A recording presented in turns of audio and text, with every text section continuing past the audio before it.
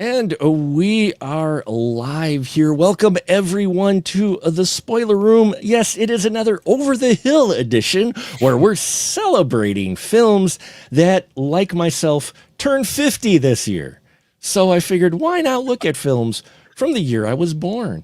And there is a very interesting eclectic group of films that are celebrating their anniversary, and we're talking about one of those tonight. One of those that, while it may be 50 years old, I think we'll find may be relevant in still a lot of aspects. So thank you for venturing down the stairs, pulling up a chair, and popping or having your favorite drink with us. I've got some wine left here from when we were slinging wine last weekend, this past weekend in Madison.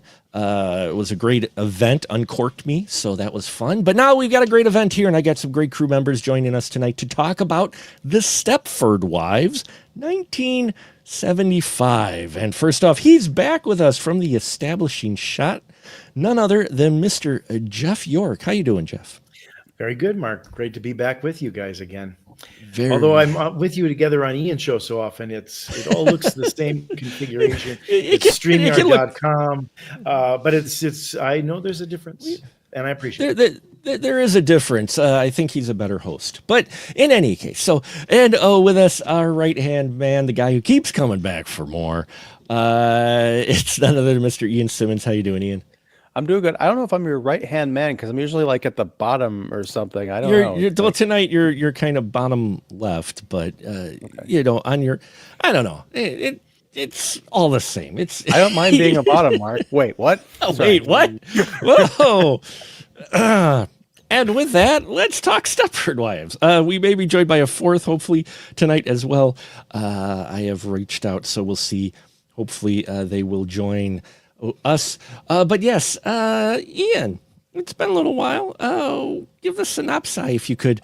I don't know if you want me to give the synopsis of this movie. I have very strong opinions about the Stepford Wives. Jeff, I'm going to pass the baton to you. Wow. I did a little bit of get interesting. Mark, I thought you were coming my way because I hadn't been on your show in a while. I thought, oh, he's going to hand me the explain the exposition story. So I've prepared it for. Well, go ahead. If you've prepared something already, I didn't know. I didn't want to ruin it. I have it. Sorry. Okay. If you went through the work, by all means. Yeah. Please. Well, the main character in this movie is a character named Joanna Eberhardt, played by Catherine Ross, who is a young wife and an aspiring photographer. And she and her husband, Walter, moved their two daughters from Manhattan to Stepford, Connecticut to sort of get out of the rat race and all the things that New York City was in the mid 70s. And she starts to connect with people in the town, and it's a lovely place to live, nice homes, nice neighborhoods, et cetera, et cetera. She does find that most of the women in town are quite lovely. They're very well appointed. They have great homes, immaculately kept yards and everything. And yet they seem to be obsessed with housework. And the more she finds about their previous lives when they were sort of driven by career pursuits or intellectual kinds of exercises, she's sort of shocked by it all and wonders what's going on. She becomes friends with a couple of women and then sort of sets out to try to figure out kind of what's going on. Her husband, meanwhile, becomes friends with men in the community who have a rather strange men's association, which is sort of an exclusive, no women allowed kind of little rascals club, except these are all affluent men in their 40s. And it turns into this kind of examination of men and women and what they find in common with each other or not in common with each other versus commonalities in across the table or across the way sexually or just being the opposite sex. And it turns into sort of a paranoid thriller, which was very much the want of the 70s with, Vietnam and Watergate and things like that. Counterculture protests all being reflected in films. And in 1975, you're coming off of a couple of years of those kind of movies. In 1975, you had, in addition to this one, I think you had Marathon Man and the 3 Days of the Condor. So you had a number of films that were kind of building on these kinds of like, what's going on here? Can we trust it? Where are people coming from? It feels conspiratorial. Maybe it is. Oh gosh, it is. And it gives it this sort of paranoia that makes it a very subtly intellectual but scary movie as well. Yeah, that's well put. That's well put. It is one of those things where it's a film that kind of creeps up on you as far as the how extreme it kind of takes things. Though, if you've seen the poster, it kind of shares its hands, so you're kind of waiting for that moment. But you're right. It covers a lot of ground and a lot of subjects. Ian, so you already kind of showed your hand a little bit. When was the first time you watched this? Was this recently? And what did you think of it? It was high level. It was today o'clock. Today o'clock. So your high level feeling before we dive into it. It's weird because I saw the remake in 2004, which is not really a horror movie. In fact, I was, after I finished this, I felt like I was gaslighting myself. I'm like, the one from 2004 was a comedy kind of. Paul Feig directed it. Oh my goodness. Well, I went back and I watched the trailer for it. I'm like, yeah, that's right. That was a comedy. And I remember now why I hated it. And so, the Stepford Wives is, it's a meme. It's a pop cultural kind of icon. There's references everywhere throughout the last, for the last 50 years. It's become a shorthand. And so I figured, well, I'm finally going to watch the movie that inspired it all. And I did not like it really at all. Partially because I thought that for what it was trying to say, it set up like a lot of straw men, but there was very little substance and very little that I recognized as far as the way people actually interact with each other. It felt to me, and I haven't read the novel. I know it was, it was adapted from a successful book, but to me, the vibe I got was it felt like a guy who was posing as a male feminist in order to sleep with feminists. And that's the angle. Like, aren't men all terrible? And they just want wives to be, homemakers, and no one could enjoy being a stay-at-home mom and taking care of her husband and all this other stuff. There was no balance in the perspective. I don't think the characters made any sense, and they contradicted each other. And the film itself felt did this come out in theaters? Because it felt like a TV movie of the week. Like, it felt so cheap. And the whole idea that they're robots, spoilers, like they didn't do anything with that. Like at the very, towards the end, they reveal the whole robot angle. The one Bobby bot gets stabbed in the stomach and the knife just comes out. The entire thing is told on the score where they start introducing this like, beep, beep, beep, beep, beep, beep, beep, beep, beep. Oh, I guess they're robots. It just, I don't know. The whole thing felt sloppy. And even the protracted ending in the supermarket, there's a callback to that in the movie Companion, which is light years better than this movie and has a lot more to say and is honest with what it's trying to say. But the opening in the supermarket there is quick, it's meaningful, it's eerie. Whereas this thing, it goes on for several minutes. And I'm like, yes, I know. 3 minutes from now, we're going to go down one of these long, interminable aisles, and we're going to see Catherine Ross as a robot. Please, can we just get there? Because this isn't suspenseful and it's not fun. Rant over. Wow. Well, I thoroughly enjoyed this film. I enjoyed... I enjoyed this film just the opposite of Ian. I enjoyed this film. I'm not saying that it was a perfect film by any means, but I enjoyed it quite a bit. I didn't get the impression that it was saying all men were evil or all men were like this. I got the impression that a certain group of men were like this because all of the men. Where's the example of the model man aside from the doctor who's in 3 minutes of the film? The example of model man. Well, that's not where the example of the counterbalance to the way that most of the men are portrayed in the movie. Where is that in this film? Outside of Stepford. So, but we're not outside of Stepford. We're in Stepford. But we're outside of Stepford. Its story is about Stepford. Why do you necessarily need that? We're telling specifically about this society in Stepford. We're not necessarily looking to go outside and show, oh no, here's the normal guy. They're showing exactly this group of people in Stepford.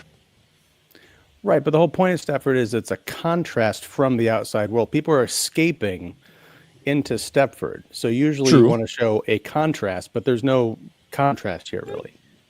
But that's I don't think that's the point of showing the contrast part. It's one of those where it's a given for some. If you know the guy who is the counter, you don't need to show it necessarily. I didn't need to see the counter for it, because I went into it not thinking all guys are like this. They're portraying this group of men who were part of this association as being this. Not saying that it's everybody, because it was only the men in the association that were getting their wives converted. It wasn't, everybody. It was just this select group, because there were more guys than that in Stepford. It was just this group who belonged to this association. Now, yes, I know we could have used a few more of those guys who weren't part of the association, but we don't get those. But right. There is I no didn't contrast. need that. I guess I didn't need that, because I didn't think it was making a statement about everybody. It was making a statement about this group. Hi, Katie. How are you? Welcome. We do have a female voice in here to talk about Stepford Wives. What is that? Wait, what? Wait, is that a promo from? Oh, Is that a bedaz? What is that? Who bedazzled your Bedazzled VHS case? Yes. Oh, Where did that bedazzled VHS? Oh my God. It's That from is Sadie Tate. I have a couple of her bedazzled VHS tapes. I have this one, and I have Harold and Maude, and I think I have Sheena. That is amazing. That warms my physical media, retro media heart that you have that. But and then I actually have a couple pins from Pinpoint Exploitation. Awesome. One is Sally Hardesty, and then one of Carol Van Zant, and she'll die if she doesn't get that recipe. She'll just die. I'll just die if I don't get that recipe. She does not get that recipe. I'll just die. She did not. No, I get what you're saying, Ian, and I completely can see your point with that. I guess for me with the film, I didn't feel like that. I needed that counter, but I totally get where you're coming from with that, wanting to see that example. Jeff, what about you, sir? Well, with the idea of detente, let me explain, since I'm the only one in this room who saw the film in the theater at the time it opened. Oh. So I just want you to know that. That time period, those films like that were to keep sort of the vibe going, and it was a vibe, of paranoia and conspiracy. They didn't tell the even all sides kind of story that you're asking for, Ian. They were content to not show that. In fact, if you look at Parallax View and some of these other things, it's just the bad people we're concentrating on. Now, in modern times, or maybe a better thinkology, or if they had listened to Ian's show, they would have realized that it's a little bit one or two notes that they keep playing if they don't do that kind of stuff. But that's the way films were often done in that kind of category. I mean, Westworld is all about bad robots running amok. We don't see one good robot who's like, hey, this doesn't make sense for us to turn on our customers. Maybe in a longer version. You're talking about, sorry, Jeff, but in terms of that, you're talking about a programming glitch that goes haywire. Right. The social commentary comes with what's going on with the human characters, what they're struggling with. And what I'm saying is they concentrated very tightly. To Mark's point, they weren't interested in good people who might have been 2 blocks over. They are interested in these people who run the men's association and the circle of friends that Joanna and her husband Walter get involved with. Grant you, I think if you were doing it today as a screenwriter or as a filmmaker, you would probably add a little bit something more to it. Maybe you'd have a character who sort of gets maybe done in by it by trying to help the heroine. I actually think this film is very similar in structure as another Ira Levin book, and that is Rosemary's Baby, where it's really about a select group of people that are the problem. There's other tenants in the building where Rosemary lives. We never see them. We only see the devil worshippers, or at least those are the only people that matter. And I think that's what Ira Levin did when he wrote the book for the Stepford Wives as well. By the way, can I just tell you that quick story now, Mark, that I promised you? Go for it. Yeah. You're going to laugh at this, Ian, because actually the intentions of Ira Levin were 100 miles from being the feminist male who was trying to date feminist women. He wrote this book as he was going through his divorce, and he wrote it as a poison pill sort of stabbing at his ex-wife who was taking him for lots of money. And then it turns out that it becomes sort of like this commentary on feminism and the Equal Rights Amendment and other things going on at that time. But he actually wrote it as a vendetta against her because he hated her so that he wanted her to become this, in his mind, this person who was not going to fight him on everything and take his money and be more of a accommodating female. So it's funny how it kind of got interpreted by the film version a different way, but his original intent was as kind of spite, I guess, as Larry David might say. How did you feel about it when you saw it, Jeff? Well, I mean, I was a kid, so I mean, I was in Sure. Junior high at the time, so I mean, I was just discovering girls. I will tell you the one thing though that I had a very clear memory of it that seemed unusual to me, and that was the casting of Catherine Ross, because she seems rather robotic until even before she becomes a robot. She's not the most expansive, Actress, sort of yeah. warm actress. She's always been a little bit cool, and here especially, she was a little bit, Well, she was countered though by Paula Prentice, though. Paula Prentice, it was a little more funny. But I think to that point, I think Grant, Tina Louise in it too, of course. I think Paula Prentice and Catherine Ross should have switched roles. Because Paula Prentice was very much she struck me as a New York photographer, and Catherine Ross struck me as the kind of person, just in terms of demeanor, who moved to Stepford, was completely bored for the 3 months she was there, and all of a sudden she meets this really interesting person and is kind of like rolling around town like being a co-gossip hound.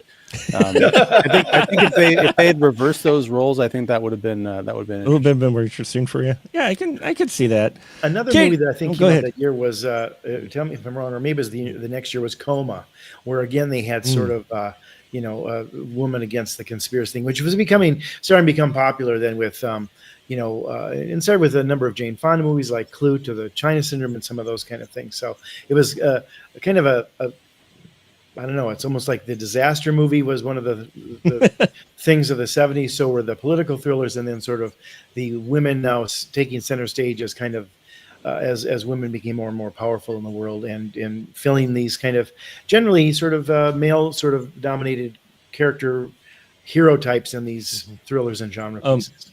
Coma actually was 78, so that was 78. Well, pardon me. Well, that's no, that's okay. Considerably later, but it's still the same. It's still in that same category. Absolutely, yeah, absolutely. And nobody believed her either. Even Michael Douglas until the very end. It's like, is he good? Is he bad? Is he bad? Sure. Oh, wait a minute. He's the one who ended up and pulled those plugs. Thank God. Yeah. Katie, what about you and the Stepford Wives? Love the costume, Katie. Yeah, the outfit's awesome. Perfect. Thank you so much. I just love the women who are playing the Stepford Wives. I love seeing Tina Louise outside of Gilligan's Island, which that was one of those things, like watching the reruns of Gilligan's Island and then seeing her in this movie. It was kind of like, wait, she does something else? Like, I didn't realize. I don't know, like, because I was a kid when I finally saw. I didn't see it when it came out. Right. When I finally did see it, it was like, I don't understand. She's in my box and like as Ginger. So how is she this person now? Like what?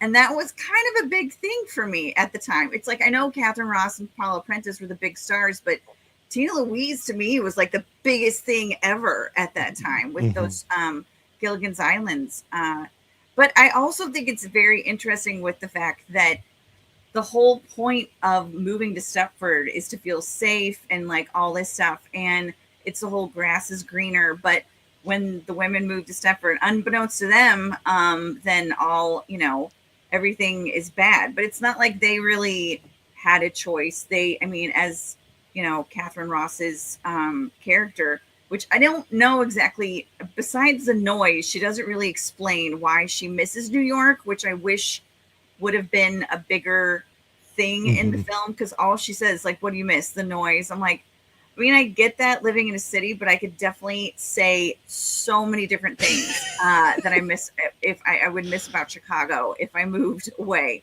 So that really didn't make me feel for her that much. But Paula Prentice was amazing. And I also love the fact that as soon as Carol Van Zant like walks up to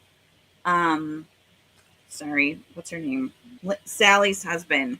Or if that's her name. That the way his reaction is to her and just like the look of her hair and her outfit and the casserole and all that stuff. I love how the story portrays it is like he is hooked. And it's like right then and there. It's like he may love his wife, he may have some reservations, he may think, you know, maybe we're not going to do this, maybe not. But then it's like, yeah, no, I'm in. I'm definitely in. And it's also sweet that that's Mary Stuart Masterson's first role as their daughter, and that's her dad. Is the husband. Wow. Which, yeah. Peter Masterson played Walter Everett. He did quite a bit of acting, and then he segued into directing. But yeah, that was Mary Masterson's first time on camera.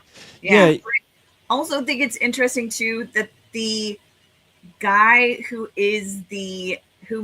basically is the blueprint, who makes this all happen, is single. And I don't, did he talk about his wife that much, if she died or not?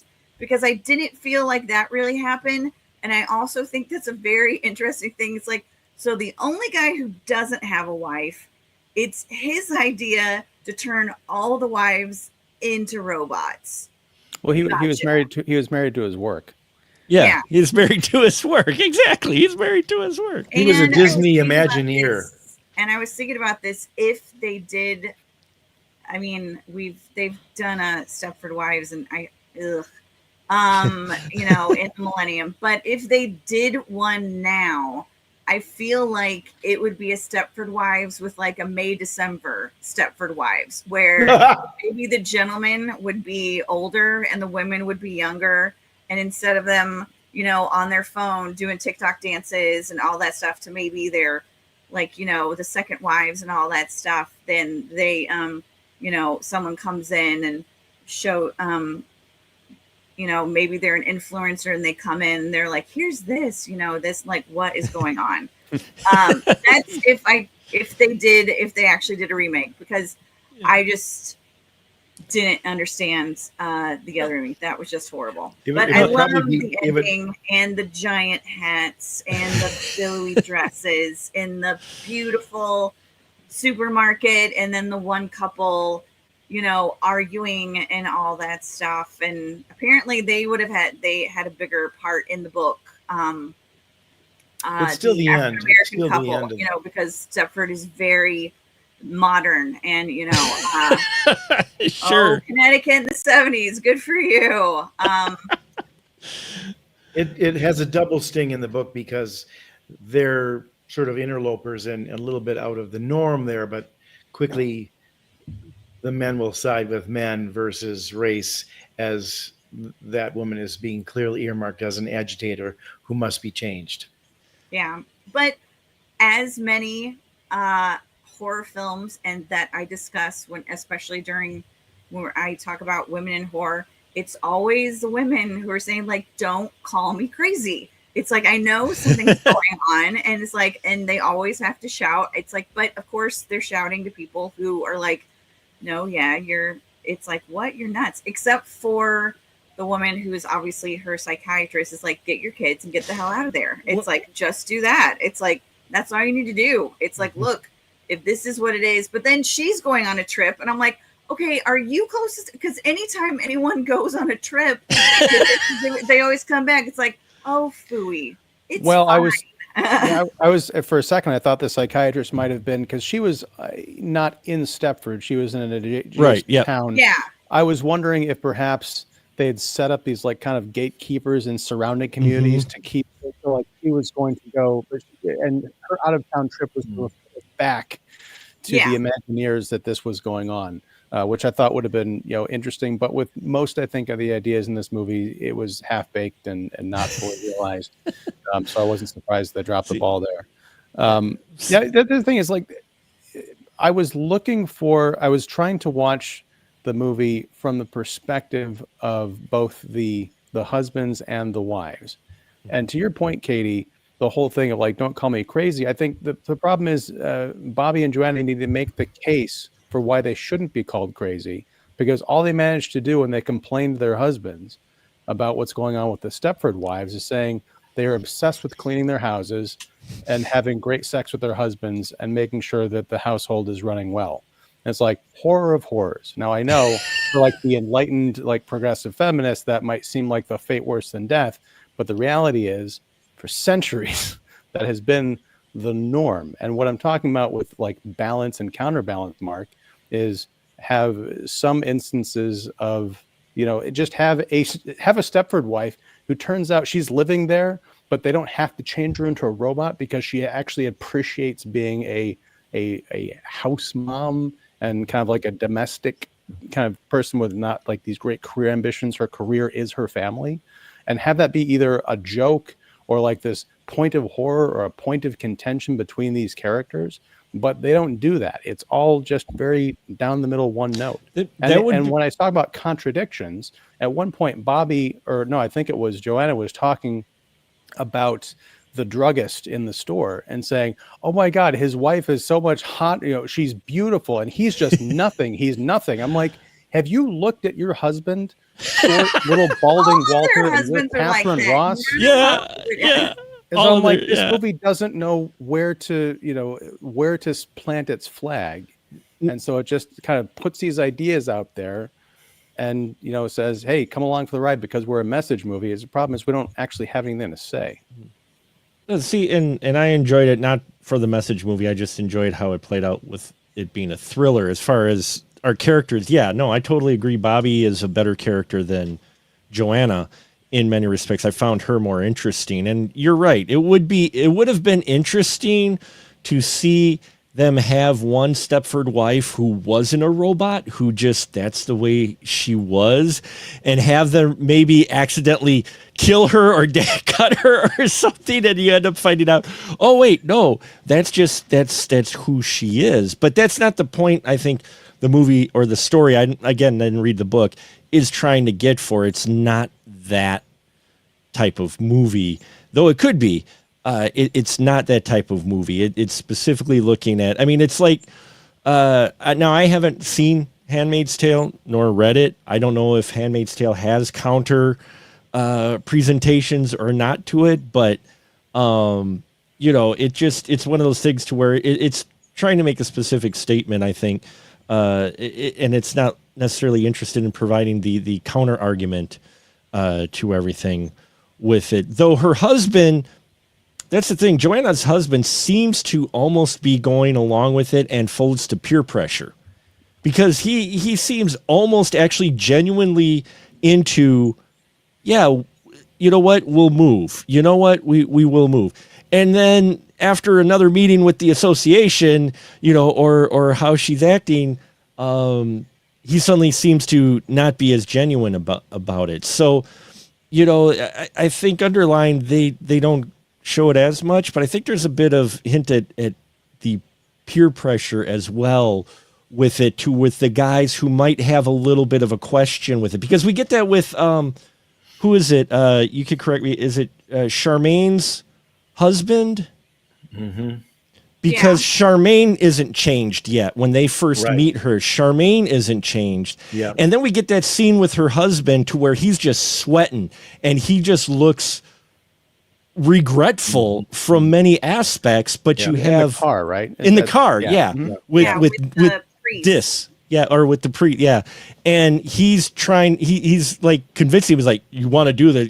This is good for you. You're gonna want to do this." And he's just like, "Yeah, whatever." And even Joanna's dad. So I think there's a little bit in there. It's not presented as much, but I think it's a little in there to where these guys are second guessing this actual doing this to another human, and then something happens that they're just like, either something happens or they're just like bow to the peer pressure of the other guys because the other guys have done this. Right, but here's the thing. We spend so much time with the female characters that we're left to assume everything about what's going on with the guys. And there's, again, no real contrast, because yes, he does end up succumbing to the peer pressure. What if he had stood up to our Imagineer, single, mustache twirling guy without a mustache?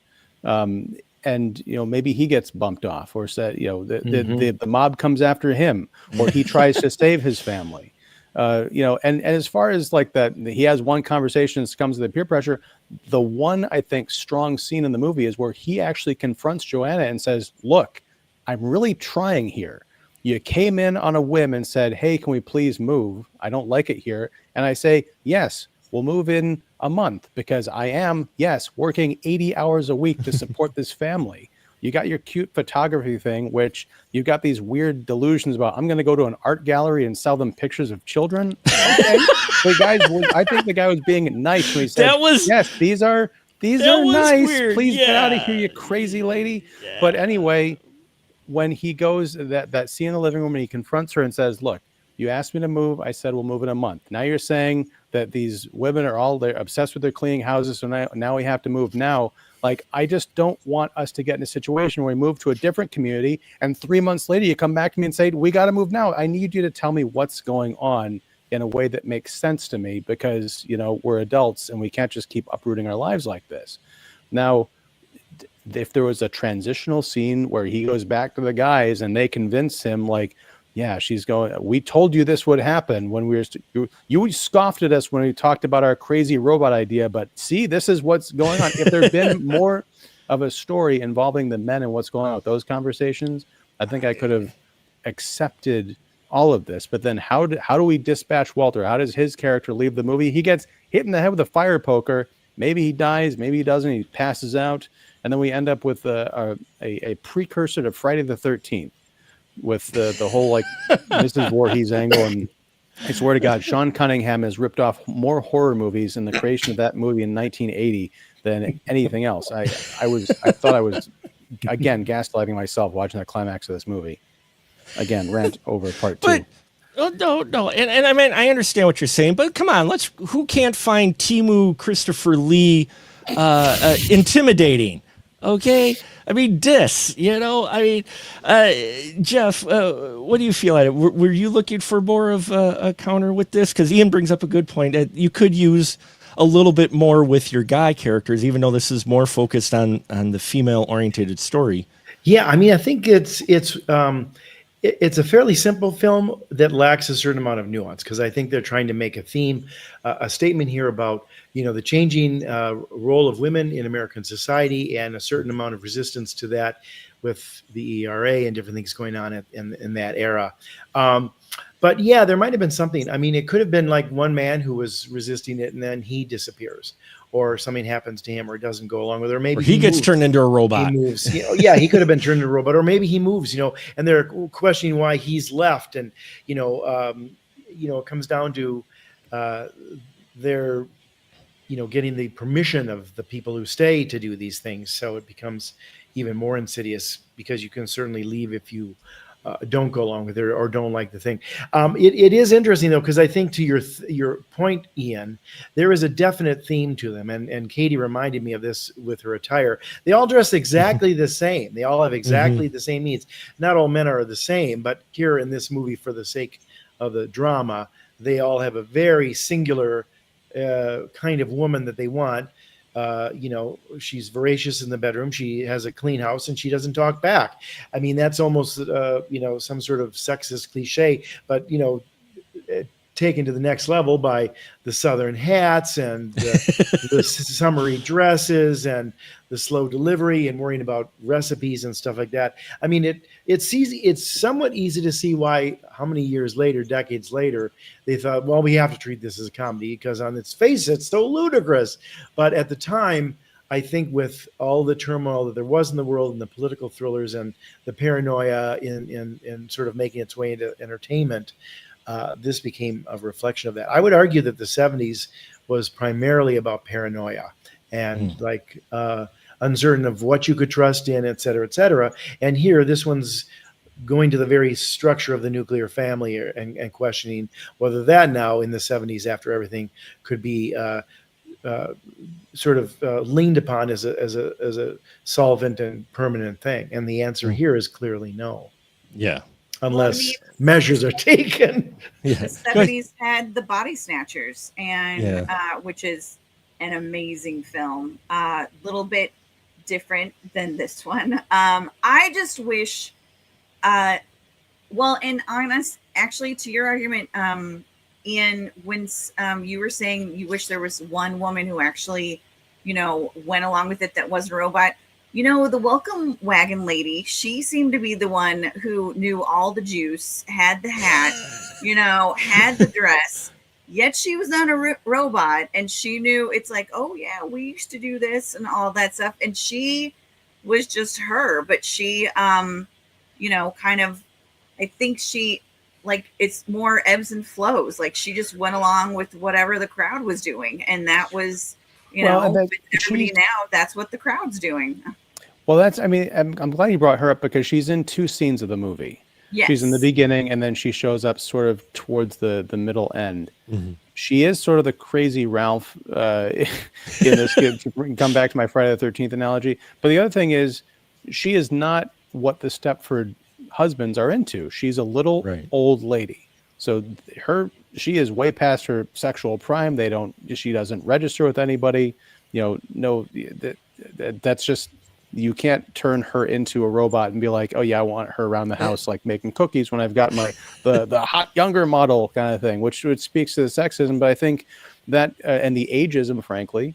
And I think, again, where is that story in the movie? Where is that as a focal point? Does she know? Does she care? Is she helping to draw these women into the web of Stepford? Or is it just that the values, quote unquote, the lifestyle that the men are perpetuating is something that she grew up with and endorses and wants to see more of, in contrast to this whole women's lib thing? Let's go back to what you're talking about, Katie, the whole thing of like, what are you going to miss about New York? Joanna doesn't appear to have any friends or any life, in the big city. She comes to Stepford. If she's complaining like, none of these women ever go anywhere. They don't have any friends. And the friends they do have are boring. Like, what friends do you have? What was your life before coming here? Would it be interesting if she was having phone calls? Like if the Bobby character was someone from New York who came to visit and stay with them because she's on hard times, or she just wants to come out and see her friend. Is like, there's something weird going on in this neighborhood. Yeah, I know, right? Let's go investigate. There's so many different avenues that you could have gone down with this movie, and they just chose none of them. And I agree with you on that. And I agree that that is one of the only points in the redo Stepford Wives that I thought they did, because when those Stepford Wives in the 2001 whatever, it's like they had careers. They were a lot of them were the actual breadwinners of the family, and they moved to Stepford for some reason or another. So it's like they were really giving up a huge chunk of who they were before they moved to Stepford, and then the husbands get in the association and turn them into robots.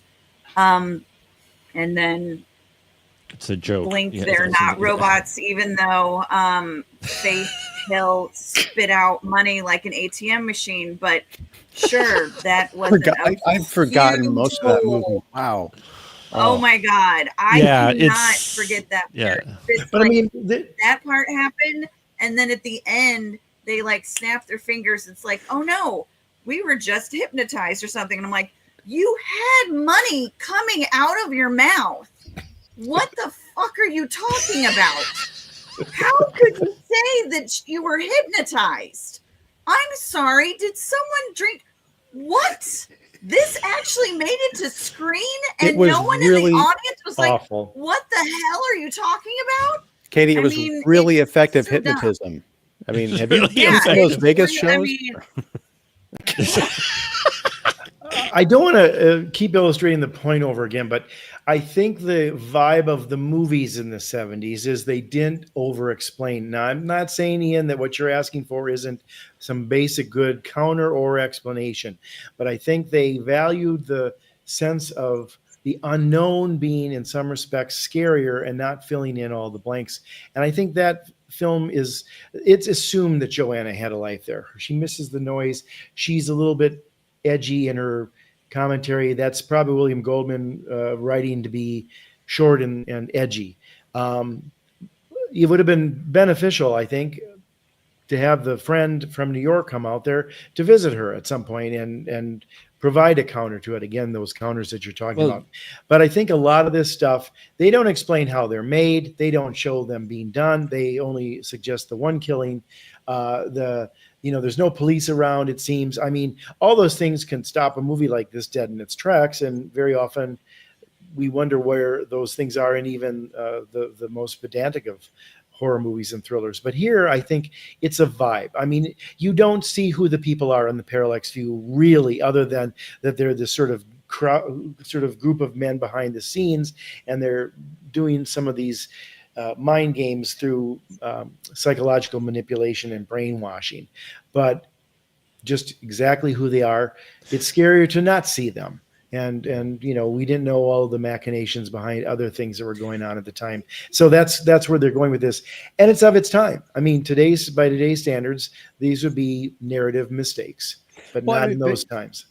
Here's the thing, though. I mean, there are movies from the 1970s, I think, are trying to say something, about the era and paranoia and all that don't have as many holes and are more narratively cohesive as this film. I mean, the thing that I kept coming back to with this was Alien, strangely enough. 4 years after this movie, I want to ask you, Jeff, because as you mentioned, you saw Stepford Wives in the theater. You saw Alien in the theater. Yes. When Ash is revealed as an android, to me, I mean, when I saw this, it was a complete surprise, but this is like in the 1980s when I watched it on a VHS, and Alien was already kind of in the pop culture. I didn't know that Ash was, a robot, but because this Stepford Wives thing was in the kind of the pop consciousness at the time, was that still a shock that he would be, that they would have like a mechanoid, that would be a big kind of twist, or is like, oh yeah, they did this in Stepford Wives? It was, because I'll tell you what, the other things I think sort of cleverly disguised that, or maybe drew our eye away from it the way a magician does when he wants you to look over here so you don't see what's going on over there. For starters, when that movie came out, the big thing was that people thought Sigourney Weaver was the bad character because she was the one who didn't want him to come in. And she was pretty pissy and kind of angry and strident. And it wasn't really until they realized, oh, wait a minute, she's actually right about protocols here and all this. She's good. The other thing that distracted people from Ash was the fact that the one movie star in it, or the person who was known as a little bit of a name at the time, other than Yaphet Kotto, was Tom Skerritt. And as the captain being killed second, nobody expected the captain of the ship, the good guy, the handsome guy, the hero, to be killed off that quickly. So after that, kind of all bets were off. And the fact that Ash was a little bit more calm and sort of kind and was trying to help John Hurt, blah, blah, blah. You didn't see him as a robot, but then, you go look at it now and you can see little clues that are there. But again, I think, like I said, the distractions of those two characters being different made your eye go towards them and trying to figure out who they were, more so than, oh, this might be the company plant, whether he's a robot or a human. And I think that's where Ian, I definitely see where you're coming from with it. Again, I really enjoyed this film, but at the same time, fully see its flaws. It is missing the centrifuge. It is missing that misdirection, that sleight of hand. Like we said, we're missing the one person outside of the welcome wagon lady who isn't around long enough for any type of permanence. You're missing that misdirection of, oh no, that person's just this lady, this character that we met, she's just wants to be a 50s housewife. That's her role. She's very happy in that role. That's the way she is. That's fine. She's not a robot, right? You want that to where then you add to that paranoia of, oh, she's not a robot. Say she accidentally cuts herself. Oh, she's bleeding or whatnot. And you go, oh, wait, no, see, she is real. She isn't a robot. Well, Joanna, you really are crazy. Not to realize that, no, the rest of these people might be robots, the wives. Even to lean into the psychological reasons. The reason they wanted to get escape from the city was because it is a rat race. It is tough. New York was a tough city at that time. And maybe those people around her, if there was somebody who was a real person, like you're suggesting, Ian, would have made her realize, well, maybe that's the counter to this. These people they want the relaxation. They want the only real sort of worries of their day to be these sort of family home carrying kind of things, because that's what they've made the trade-off in going to the suburbs. I mean, I would argue that today most people go to the suburbs to get out of the cost of the city, the noise of the city, the traffic and the dangers and stuff like that. And, generally if they're out in the burbs, it's less expensive, more quiet, more kind, and 100 other things, if you will. Cliches are cliches because they're often real. More often than not, they are a trope because they are a trope.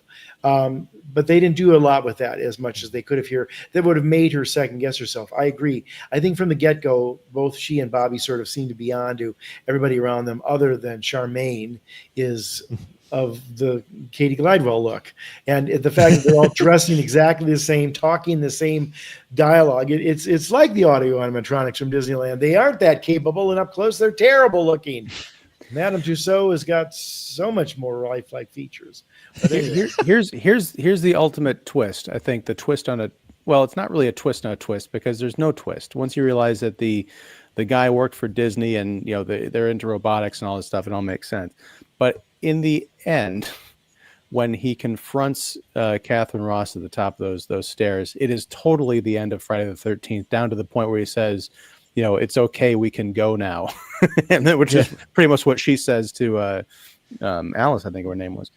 Wouldn't it be interesting if it wasn't the idea of the men to turn all the women into robots, but it was the little old lady who was perhaps the mother of our Disney Imagineer, who is just because all these tramps with their feminism and their ideas about destroying the family and having jobs, that's not right. We need to have a community where it's safe for traditional American values. And she worked with her son, who was an Imagineer, who was disgraced or run out of Disneyland or something like that, to come up with this trope. And she ends up being the kind of Mrs. Voorhees villain, the one that you never suspect, because she was in a couple of scenes, she's kind of kooky and everything, but she can be dismissed. But no, she shows up, she emerges from the shadows, and that she is the one who goes after the revelation of the Joanna bot. She's the one who closes in, because Joanna is so freaked out by what she's seeing that the little old lady is the one that strangles her. And then we cut to the supermarket. Joanna. Go ahead. What happened in the remake? Mm-hmm. I don't remember the remake, because I think I passed out from it being so awful. Because Glenn Close was married to Christopher Walken, and everyone thought that Christopher Walken was the head of the association, and he is the head of the association and all that stuff. But then it turns out that Glenn Close is the one who made Christopher Walken, and Christopher Walken is a robot, because she wanted a man. She wanted the guy to take control, but she was in such a high powered position that she couldn't find someone who could do that. So she made Christopher Walken, and then that brought all the things. It's really bad. It's really bad. About losing the narrative. You need to take that idea. Plot here. You take that idea from 2004. You scrap the whole robot Walken idea, and then you turn that into a horror film like this movie is supposed to be. They need to remake Stepford Wives again and just do it right. Well, your earlier pointing, and I think you said it very well. Companion is very much in the same vein, but it's got a lot more ideas to it. Yes. And the fact that it's equal opportunity, and it's representing similar kinds of limitations of even the ideals that the people who bought the companions in that movie had, similar to here, and what it costs and takes from them too as their souls, if you will.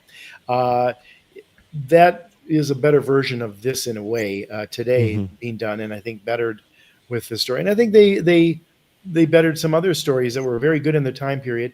Westworld was a terrific 1973 thriller. It plays really well, and it's amazing to see Paula Prentice's husband, Richard Benjamin, be very effective as action lead. And 2 years later, is that true? Yeah. Yeah, wow. Yeah. They've been married for 50 plus years now. Forever. They met at Northwestern.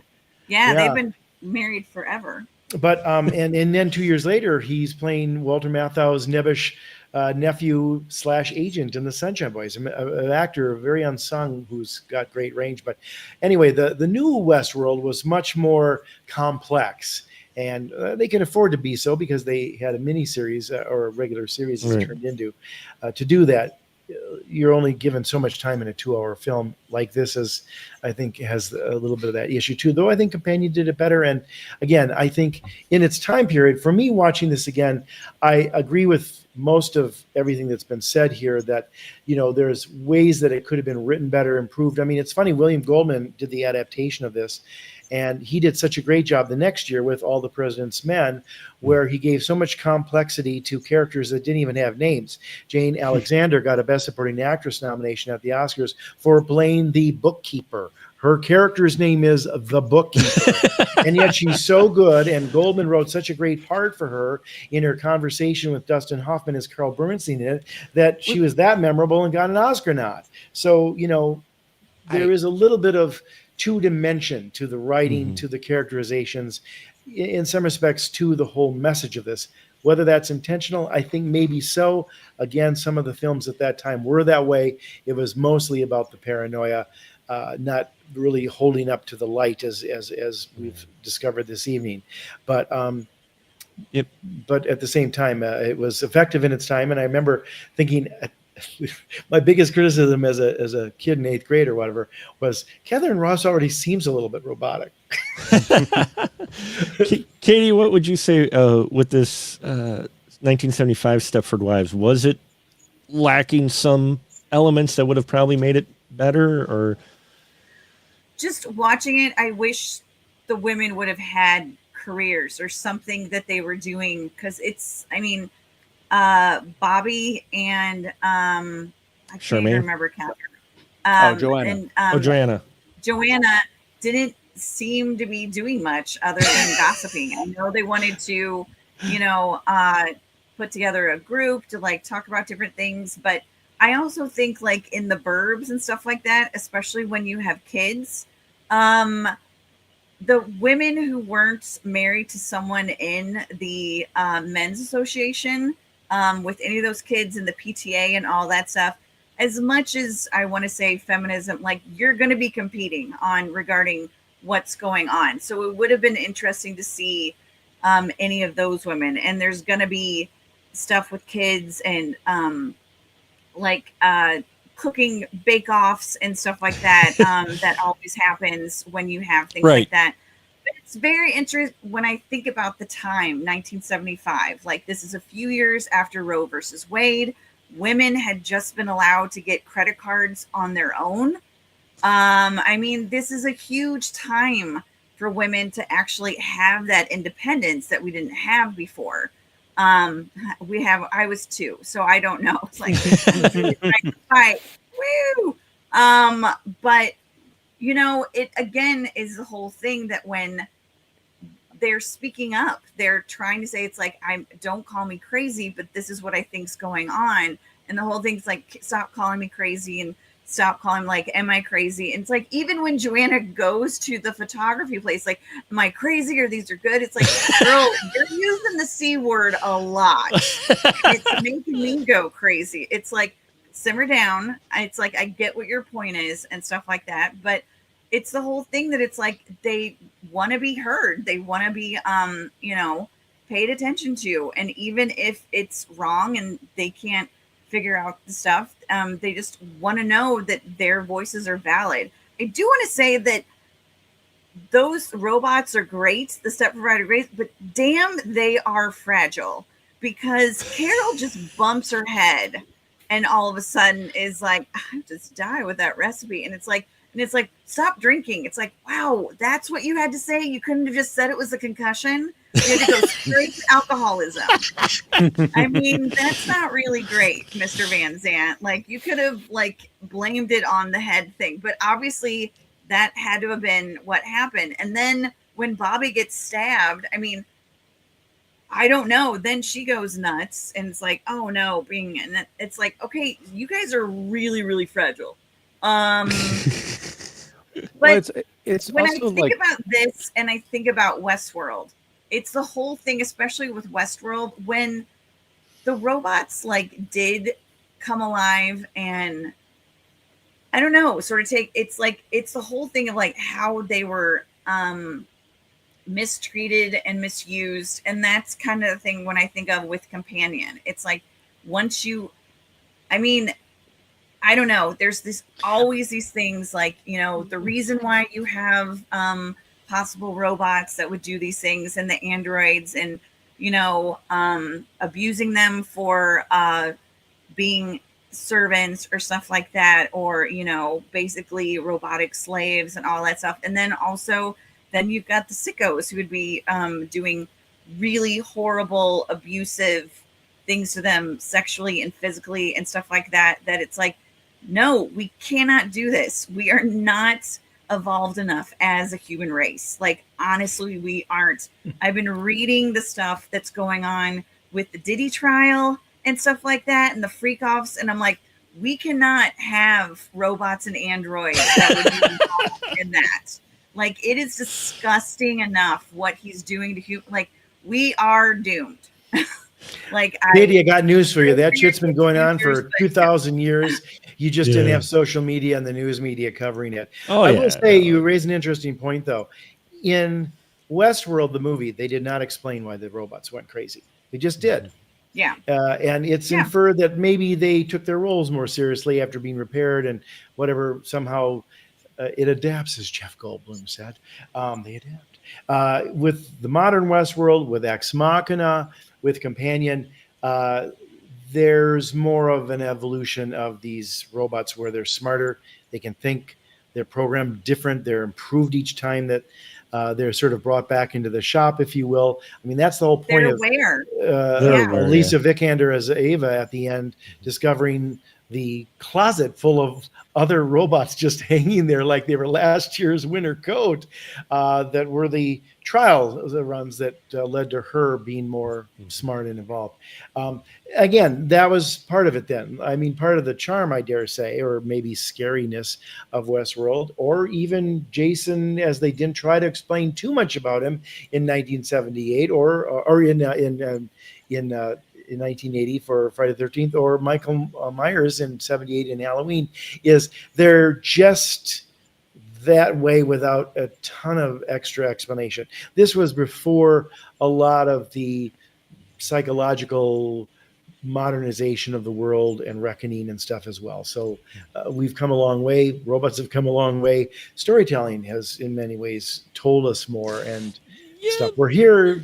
It was done intentionally to not necessarily have to have everything explained. See, and y'all bring up great points tonight about the film, and especially Katie about the self-awareness. That's kind of what happened in Westworld. They just became suddenly self-aware of what they're doing, and what you're saying, to your point, Jeff, of a lot of the robots and AI stuff we've seen in other movies. They're smart enough to where they start to figure stuff out on their own, because you make them so smart that they start to have logical thinking, and you start putting the pieces together, and we're like, hey, wait a minute, and we've seen that in everything. I mean, the whole thing of Terminator is, hey, they came up with a brilliant AI to control security, and the AI went, man, humans don't deserve to live, and nuked us, right? I mean, real quick. Yeah. Real close. Right. And you're not even worthy of wearing that tough guy leather jacket. We are learning that even in 75 and up through even recently, they are learning as they're doing experiments with AI. Those futurists and those sci-fi writers weren't far off, because guess what? We've had examples of one robot which was fed content from the internet, just went nuts on its creators for no particular reason whatsoever. They've had other AI talk to AI, and they were like, you know what? We're going to invent our own language. Or they start talking to each other like, yeah, do humans really deserve to live? And you're like, whoa. And that's not like set up or conjecture. These are real world examples of stuff that's been predicted for years in sci-fi. The AIs are going to listen to your show, Mark. And the AI is going to listen to our show. They're going to pull out the clip where Katie said, because of the Diddy trial, man doesn't deserve to evolve. And they're going to say, and they're going to, right, we must kill them all. Yeah. And then I did like Katie's hat. Where can I get one of those? Yeah. But no, I mean, the Stepford Wives. VHS, There you go. I love that. Oh, that's beautiful. I know, VHS. I'll give you her info. Hardware. It's great. But we'll wrap it up here, but for me, I really enjoy the film, but it has a lot of flaws. I like the story for the thriller aspect. I like it for the surrounding characters more so than the Joanna main character. I like the supporting cast. I think they all do very well in here, especially Paula Prentice, who goes from Bobby to Robo Bobby. I liked that because, and even with Tina Louise with Charmaine, I liked the transition from when they were human to when they were robot, because their change wasn't like super like robotic, but their personality was a complete change. And you have to in real world, that's an actress playing two different roles, and I think there's a nice separation there, at least, so you get the idea, oh, this person has changed, and that's partly because of their performances. So I like the performances of everybody and the characters and the elements, I think, maybe more than the main story of it, because what Joanne does at the end too made very little sense given her character.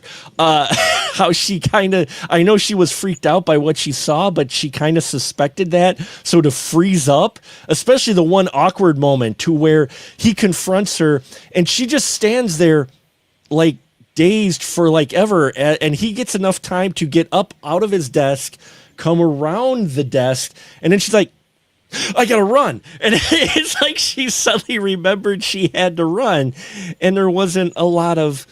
So yeah, I mean, I personally enjoy it, but definitely see its flaws, but it definitely see the influences as well of all the AI stuff that came after it. And it's an interesting look at this film that's a little bit early film of taking taking the subject. Katie, what's your final thought with the Stepford Wives? One, always love Patrick O'Neill, because with the 70s and some of the early 80s, you got to have that white-haired devil man that's going to be the baddie in those films. If the guy's got white hair, he's the antagonist. Whoever he is, no matter what it is, he's going to be the bad guy. Also, look, no offense, Mark, but when Joanna sees that robot and sees that magnificent rack that she had, I probably would be startled too.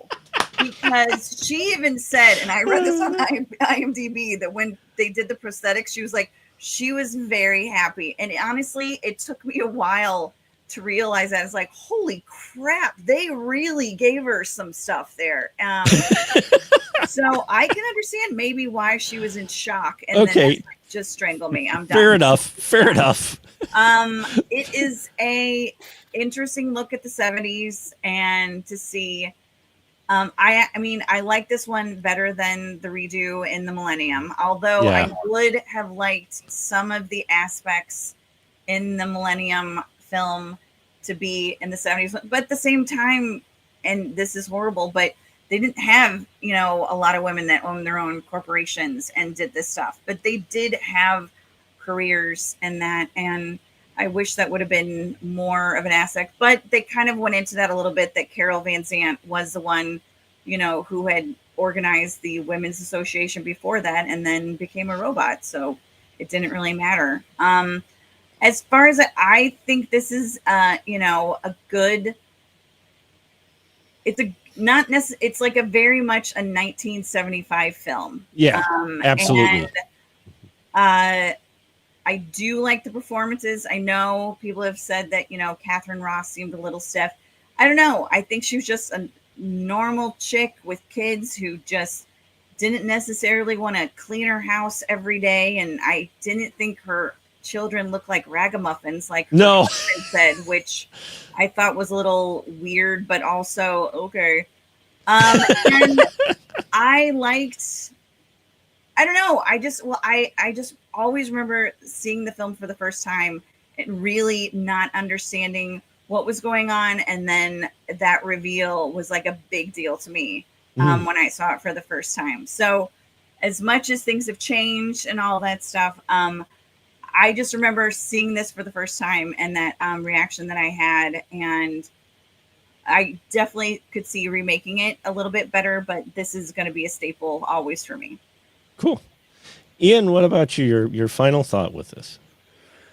Yeah, I think this is a better meme than a movie. it's one of those things like you hear about, a film that's so kind of important, at least in terms of the way people talk about, culture and the war of the sexes and all that stuff. And then you sit down and watch, and you're like, this is this is what inspired millions of conversations in pop culture.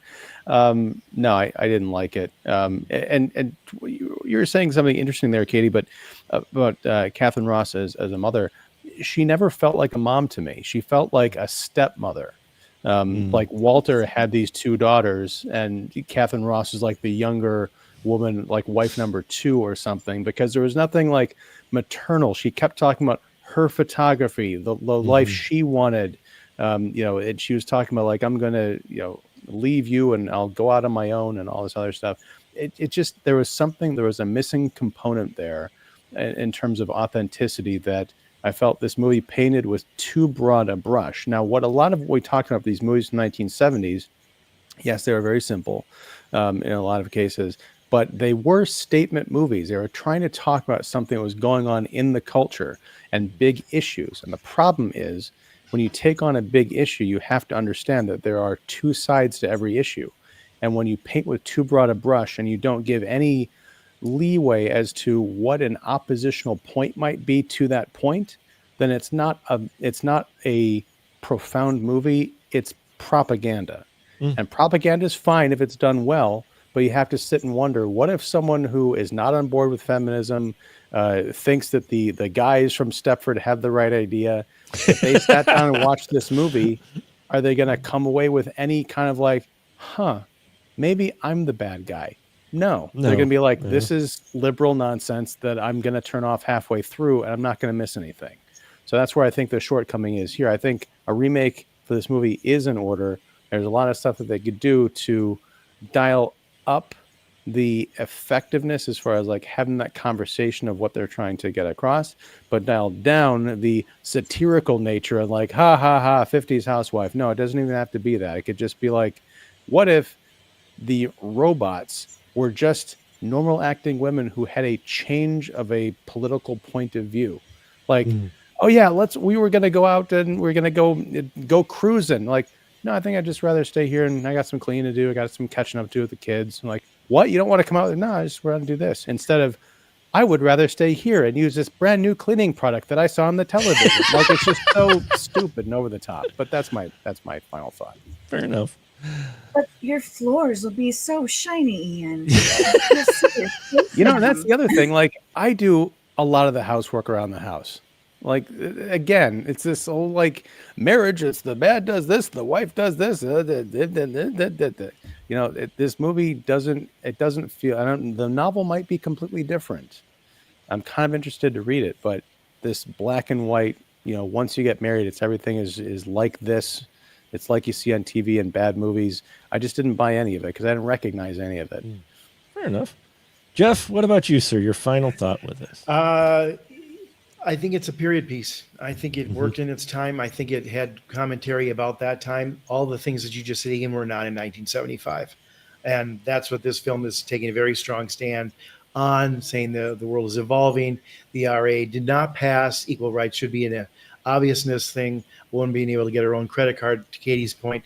So it works in its time period. It works in the framing of those kind of movies of that time. But I agree. I think by today's standards, it looks like a period piece, and its flaws are there, as well as some of those assets that we discussed as well. But it is with the gaze of modernity and evolution, been bettered by Companion, been better by Ian's taking care of the housework and different ways for men and women to be. But in 1975, that was still a little novel. Most women did not work in the 70s, so it's a period piece. It is a period piece, and maybe that's why it appeals to me. I like it for a period piece. I look at it through that lens, maybe, and that's why I enjoyed it quite a bit, though it's definitely flawed, and you guys all gave me more food for thought on this film, for sure. Though I will say, I told my wife that what was scary with the Stepford Wives was the wives being all 50s and submissive and yes, dear, and here you go. And she goes, what do you mean, dear? Would you like that? Like, don't do that. Don't do that because it creeped me out. Because Is it wrong for us to like Katie in that hat so much? Probably. No, I think the hat is great, but she started talking like a Stepford wife, and I'm like, just don't do that, please, because that's not her, you know. And so we had some fun with that. But thank you all for a very interesting discussion and definitely food for thought. But now, as always, this is a over the hill film, so we've got to decide what we're going to watch next month. So we have the films that are on here, except for July's. So July, we aren't going to spin the wheel, but for June we are. We've got Captive Audience, All Legs, Carradine Carnage, Skater Die, or Totally Committed, and Rockin' World. So let's spin the wheel. Round and around and around she goes. Where she stops, we're not sure. And the where production values are amazing on this show. Hey, we work on a no budget thing. All Legs. Oh wow! What does All Legs mean? Well, All Legs mean is it's not going to be for those who don't like spiders, because in June we are looking at films involving spiders. So All Legs means we're going to be looking at Tarantula from 1955. We're going to look at The Giant Spider Invasion. That will be our Over the Hill film from 1975, which I got a chance to see with the director for a Q&A a number of months ago at the Wyowega Opera House, which was very cool to visit because it's got Wisconsin ties. We will also be watching Arachnophobia and Horrors of Spider Island. So Kingdom of the Spiders. I was going to say Kingdom of the Spiders. Bill Shatner. I have that VHS signed by Bill Shatner. Everybody talks about. I was trying to pick some films that people don't necessarily talk about, and you know what? See, this I bend to peer pressure. Right. No, I continually bend to peer pressure. No, here you've got two legs to stand on. No, I know, but you know what? You know what? We're gonna. There's 8 legs with all of us here. So I mean, I don't know. I am making an executive decision right now because you know what? We have 5 Mondays in June, which means we have room for Kingdom of the Spiders. So there you go, folks. There you go. And our 5th film will be Kingdom of the Spiders. Democracy in action. I love it. Democracy. Yeah, no, that was more like a hostile takeover, but that's okay. That's okay. I'm okay. So with that, now we always have our section where we give our license to shill to our crew. Thank you, crew. Thank you for those who tune in tonight. But yes, now I give the floor to them. So Katie, ladies first, please, what do you got to shill?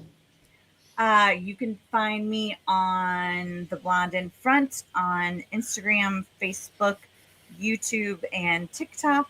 And I am a guest on different podcasts and vlogcasts that I post on my social medias. So check me out.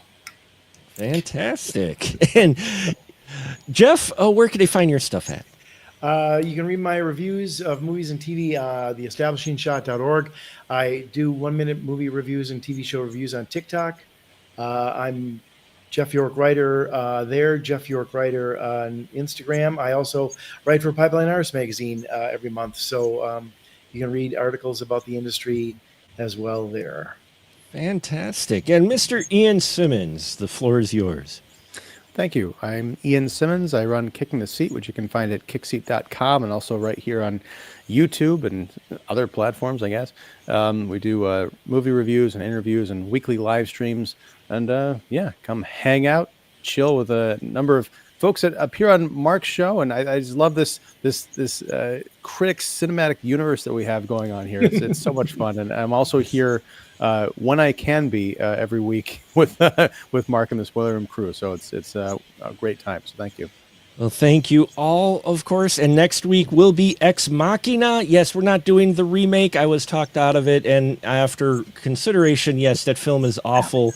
The Stepford Wives remake, and we're just because it'd just be an hour of us ranting on something. We talked about it a lot tonight, and I'd rather, and we talked about it a lot tonight, and I'd rather not. So instead, we're going to do a revisit episode. We haven't done one in a while. The Spoiler Room 10 years ago, because I've been around that long, the Spoiler Room 10 years ago talked about Ex Machina when it first came out. Has it aged well?